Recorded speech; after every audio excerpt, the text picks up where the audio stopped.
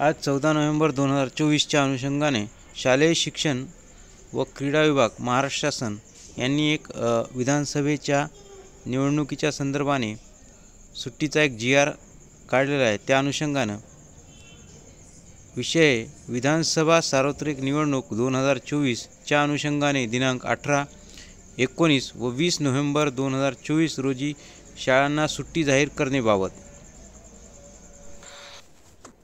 यासाठी संदर्भ दिला आहे की आपले पत्र क्रमांक आशिका प्रात 106 निवडणूक सुट्टी 6831 दिनांक 13 नोव्हेंबर 2024 असा एक संदर्भ दिला आहे।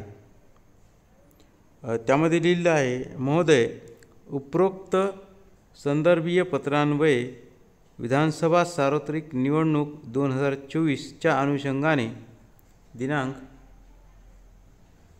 18, 19 व 20 नोव्हेंबर 2024 रोजी शाळांना सुट्टी जाहीर करण्याबाबतचा प्रस्ताव आपण शासन मान्यतेसाठी सादर केला आहे।